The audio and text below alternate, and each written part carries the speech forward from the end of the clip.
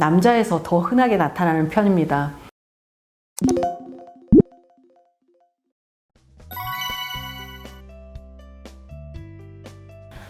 폭식장애는 단시간에 현저히 많은 양의 음식을 먹으면서 본인이 조절이 불가능하다고 느끼고 그렇게 폭식하는 행동이 반복적으로 나타나는 식이장애입니다. 폭식 후 구토, 설사약 복용, 관장, 과도한 운동, 굶기 등의 이런 보상 행동은 나타나지 않습니다.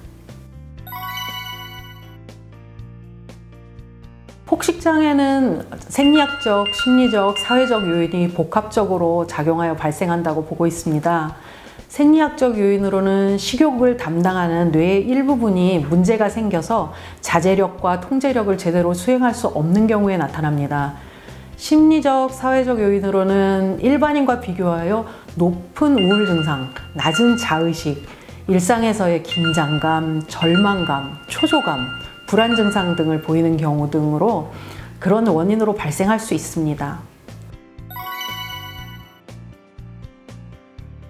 일정 시간 동안 일반 사람에 비해 뚜렷하게 많이 먹는 폭식과 먹는 것을 조절할 수 없다는 조절 상실감이 나타나고, 또한 이러한 폭식 때문에 심한 고통을 받고, 이런 폭식이 6개월 동안 일주일에 2번 이상 나타나며 신경성 대식증에서와 같은 부적절한 보상 행동은 보이지 않아야 폭식 장애라고 진단할 수 있습니다. 폭식 장애를 예방할 수 있는 방법은 포만감을 높이는 음식을 섭취하고 규칙적인 식생활을 하는 것이 특히 중요합니다. 특히 아침 식사를 거르지 않고 챙겨 먹는다면 하루 동안 폭식, 과식을 예방할 수 있습니다. 또한 식사할 때 음식을 꼭꼭 씹어 먹고 천천히 먹는 것이 좋습니다. 식사를 빨리 한다면 뇌에서 포만감을 느낄 수가 없어서 더 과식을 하게 됩니다. 따라서 식사는 최소 20분 이상 천천히 하는 것이 좋습니다.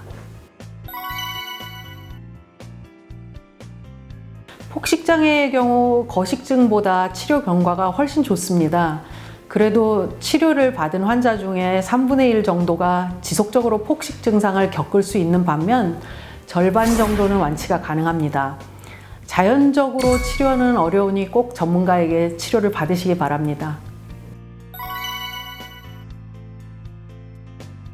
네, 폭식장애는 남자와 여자에게 모두 나타날 수 있습니다. 폭식장애는 다른 섭식장애에 비해서 남자에서 더 흔하게 나타나는 편입니다. 여성의 경우는 뚱뚱하다고 생각하면서 식사를 거부하는 거식증에 더 잘 걸리지만 남성은 비만인 상태에서 다이어트를 하다가 폭식하는 경향이 더 많습니다. 네, 식이장애 환자분들의 치료에 있어서 가장 기본이 되는 원칙으로 아침, 점심, 저녁 3번의 식사를 거르지 않고 중간중간에 2번의 간식을 먹는 방법이 있습니다.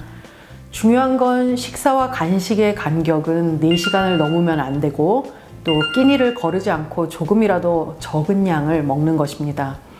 그리고 시간이 정해지지 않은 때에는 음식을 섭취하지 말아야 합니다. 이렇게 하는 이유는 공복 시간이 길어지면 한 번에 음식을 몰아서 먹을 가능성이 높아지고 또 뭔가를 계속 먹게 되면 이것 또한 자극이 되어서 폭식을 하게 될 가능성이 있기 때문에 꼭 일정 시간을 지키는 것이 중요합니다.